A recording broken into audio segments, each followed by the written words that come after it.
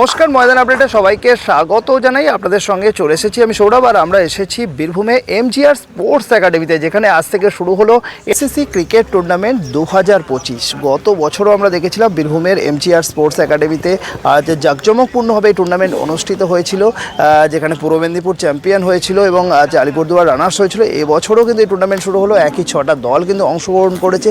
যে সমস্ত জেলার সিএবি নথিভুক্ত নয় সেই সমস্ত জেলার ক্রিকেটারদেরকে অনেক বেশি বড় করে যে প্ল্যাটফর্ম দেওয়া, এবং সবথেকে বড় ব্যাপার এই যে এমজিআর সেই স্পোর্টস একাডেমির যে এখানে ফেসিলিটি, এখানে যে খাওয়া দাওয়া থেকে শুরু করে থাকা খাওয়া এবং সমস্ত কিছু একেবারে যে প্র্যাকটিসের ব্যবস্থা, অসাধারণ ঝাঁ চকচকে মাঠ, একেবারে ইডেন গার্ডেন্সের মতো যে স্টেডিয়াম গ্যালারি কি নেই, একেবারে অসাধারণ একটা যে এই স্টেডিয়ামে কিন্তু এই টুর্নামেন্ট অনুষ্ঠিত করছে। এবং এনসিসির আগামী দিনেও কিন্তু প্রচুর পরিকল্পনা রয়েছে, যে আগামী দিনেও কিন্তু যে অভিষেক ডালমিয়া, আমরা জানি আইপিএল গভর্নিং কাউন্সিল মেম্বার, তিনিও কিন্তু এনসিসির সঙ্গে যুক্ত রয়েছে, এবং পাবন ভালোটি এনসিসি প্রেসিডেন্ট সহ এনসিসির যে সমস্ত সদস্যরা রয়েছে তাদের কিন্তু পরিকল্পনা আছে আগামী দিনে এনসিসিকে একটা আন্তর্জাতিক মানে কিন্তু একটা ছড়িয়ে দেওয়া, সর্বত্র কিন্তু ছড়িয়ে দেওয়া এবং আরও বড় বড় টুর্নামেন্ট করার ভাবনা রয়েছে। এবং সেই ভাবনাপ্রসূতই কিন্তু গত বছরও হয়েছিল, এবছরও কিন্তু এই 6টা দলকে নিয়ে এই টি20 টুর্নামেন্ট আজকে থেকে শুরু হলো, আগামী কয়েকদিন চলবে এবং ফাইনাল ম্যাচ কিন্তু অনুষ্ঠিত হবে আগামী 9 তারিখ।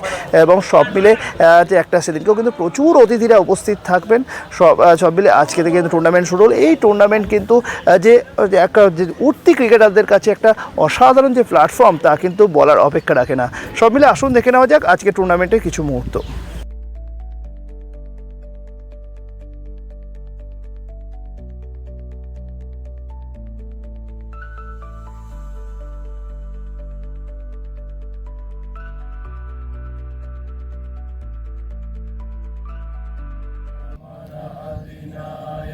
जय हे भारत भाग्य विधाता, पंजाब सिंध गुजरात मराठा द्राविड़ उत्कल बंगा, विंध्य हिमाचल यमुना गंगा उच्चल तरंगा, तव शुभ नामे जागे तव शुभ आशीष गागे,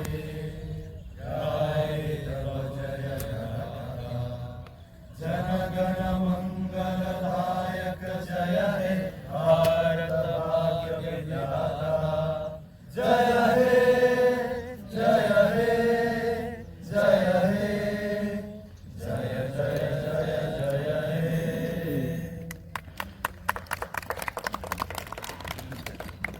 थैंक यू।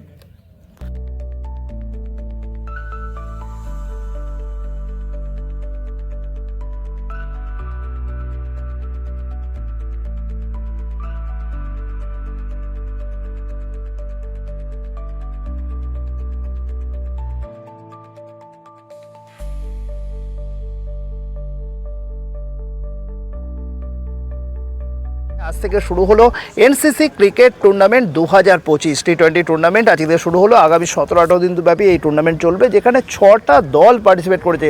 গত বছর আপনারা দেখেছিলেন যেভাবে আড়ম্বরপূর্ণভাবে এই টুর্নামেন্ট অনুষ্ঠিত হয়েছিল, এবছরও কিন্তু ঠিক একইভাবে এই টুর্নামেন্ট আজকে থেকে শুরু হলো এবং 6টা দল পার্টিসিপেট করেছে, যেখানে উত্তরবঙ্গ থেকে দার্জিলিং, কালিম্পং যে সমস্ত দলগুলো যেমন পার্টিসিপেট করেছে, ঠিক তেমনইভাবে দক্ষিণবঙ্গেরও কিন্তু বেশ কয়েকটা দল কিন্তু পার্টিসিপেট করেছে। পূর্ব মেদিনীপুর রয়েছে, ঝাড়গ্রাম রয়েছে, আলিপুরদুয়ার রয়েছে এবং একই সঙ্গে একটা কম্বাইন্ড 11। সুতরাং 6টা দল নিয়ে কিন্তু শুরু হলো। এবং আজকে এনসিসির এই টুর্নামেন্টে আজকে প্রথম দিনে উদ্বোধনে বিশেষ কারণবশত এনসিসি প্রেসিডেন্ট পাবন ভালোটিয়া উনি উপস্থিত থাকতে পারেনি, কিন্তু আমাদের সঙ্গে রয়েছেন এনসিসি আরেকজন সদস্যকে আমরা পেয়ে গেছি, মানিক কাজী, মানিকদাকে পেয়েছি। মানিকদার সাথে স্বাগত জানাই ময়দান আপডেটে এবং আপনার কাছে জানতে চাইবো, তো আজকে থেকে তো দেখতে পাচ্ছি এত সুন্দর পরিবেশ একটা জায়গা এবং অসাধারণ একটা মাঠ, একেবারে সেই মিনি ইডেন গার্ডেন্স টাইপের আমি একটা মানে একটা বিষয় দেখতে পাচ্ছি। এত সুন্দর মাঠে এই আজকে টুর্নামেন্ট শুরু হলো, এনসিসি টুর্নামেন্ট কীভাবে দেখছেন?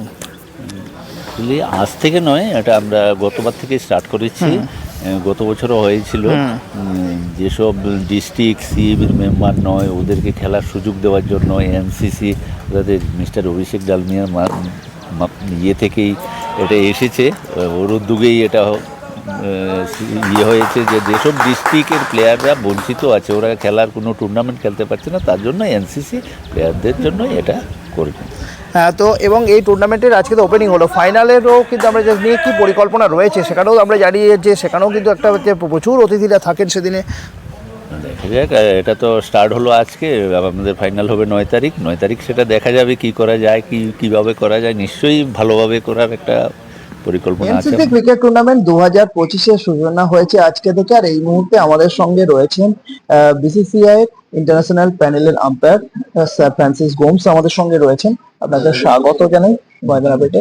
তো এনসিসির এই যে টুর্নামেন্ট আজকে থেকে শুরু হলো, আগামী 17-18 দিন চলবে, এবং গত বছরও এই টুর্নামেন্টে এসেছিলেন এবং এই বছরও পার্টিসিপেট করেছেন।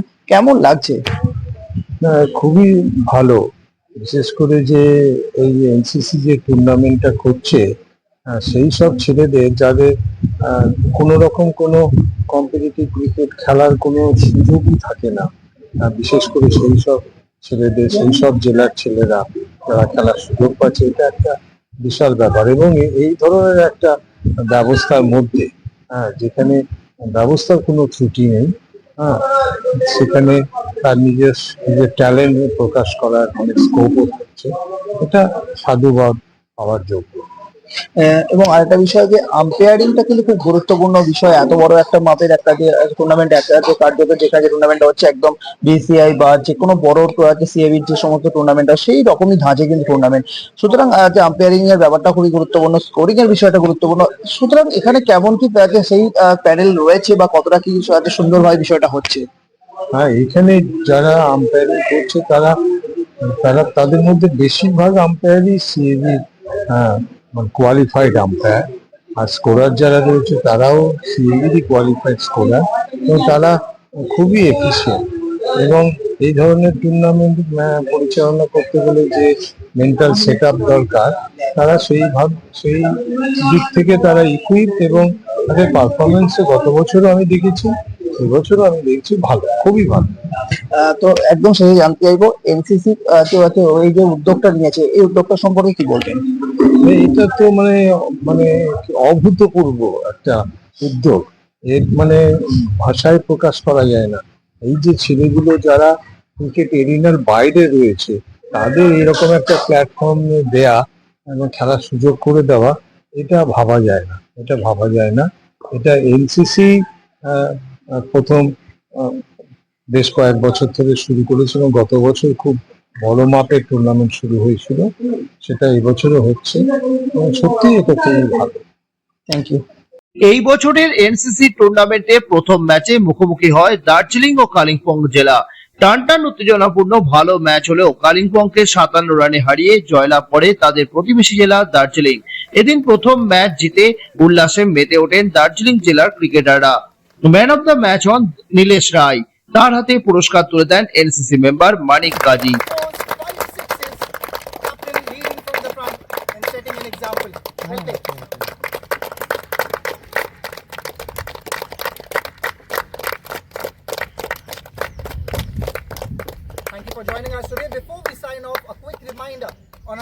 অন্যদিকে সোমবার দ্বিতীয় ম্যাচে মুখোমুখি হয় আলিপুরদুয়ার ও ঝাড়গ্রাম জেলা। এই ম্যাচে 5 উইকেটে গত বছরের রানার্স দল আলিপুরদুয়ারকে হারিয়ে জয়ী হয় জঙ্গলমহলের জেলা বলে পরিচিত ঝাড়গ্রাম। প্রথম ব্যাট করে আলিপুরদুয়ার করে 20 ওভারে 8 উইকেট হারিয়ে 128 রান। জবাবে ব্যাট করতে নেমে ঝাড়গ্রাম 2 বল বাকি থাকতেই 5 উইকেট হারিয়ে ম্যাচ জিতে নেয়। এদিন ম্যান অফ দ্য ম্যাচ হন ঝাড়গ্রামের সুমন ঘোষাল। তিনি এদিন 39 বলে 37 রান করে অপরাজিত ছিলেন।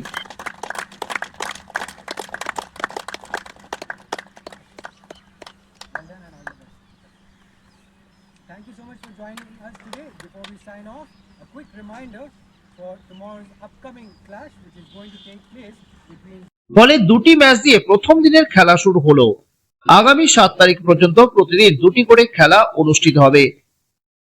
আগামী 8ই এপ্রিল দুটি সেমিফাইনাল ম্যাচ অনুষ্ঠিত হবে এবং 9ই এপ্রিল এনসিসি টুর্নামেন্টের মেগা ফাইনাল আয়োজিত হবে। সব মিলিয়ে আগামী কয়েকদিন জমজমাট ক্রিকেট উৎসবে মাততে প্রস্তুত বীরভূমের এমজিআর স্পোর্টস একাডেমি। বীরভূম থেকে সৌরভ রায়ের রিপোর্ট, ময়দান আপডেট।